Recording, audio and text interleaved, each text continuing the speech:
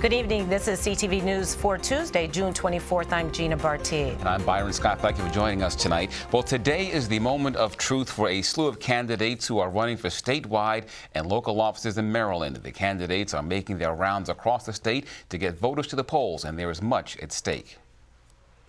Primary day got off with not quite a bang, but a whimper.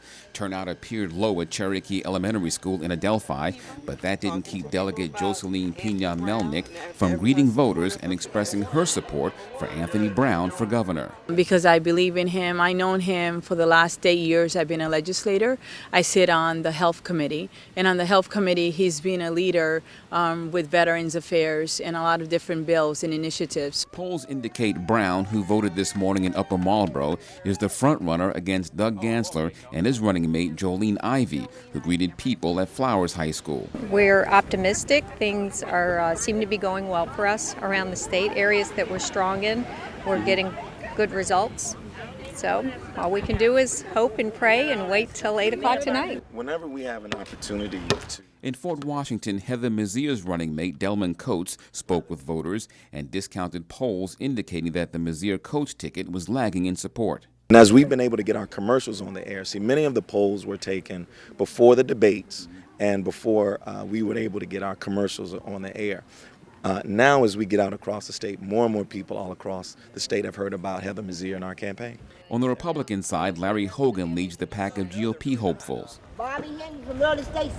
As for the voters, some say their decision didn't come easy. It was very difficult in a couple of things, certainly between Doug Gansler and Anthony Brown. So I had to pray on it a little bit, and then I made my decision. And with polls closing at 8 o'clock, it means a long day for the volunteers. I've been giving away papers to other people.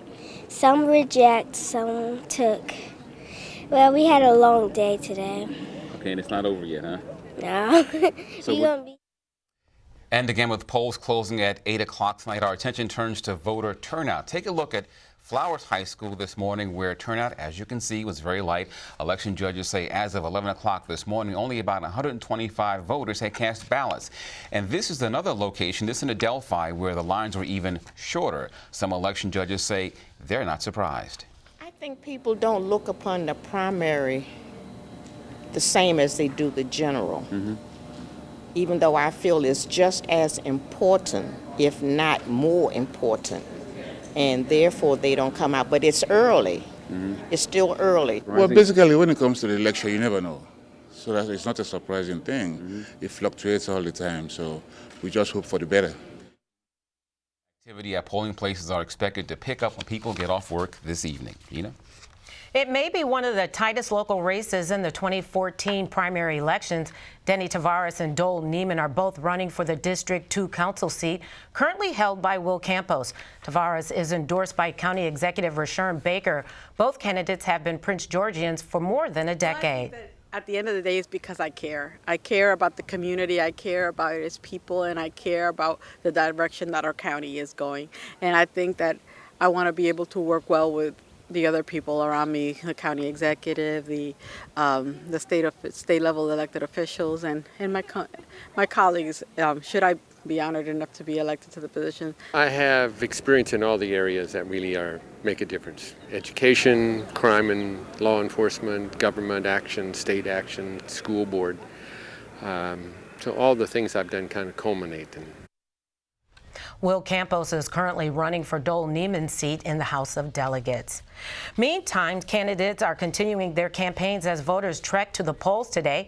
Candidates running for the District 25 State Senate seat have been outside all day at different polling stations in the area, getting their name out to the community. Family members and friends of candidates were approaching voters as they pulled up to the polls.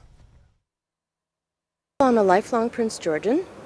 And I have passion. I was just in an airport the other day in Houston, and I saw a placard on the wall that said, "Passion speaks louder than words." And so my passion is to bring renewable energy jobs to Prince George's County. People are getting these jobs all over the country and all over the world, and they need to come to Prince George's County. Look at that.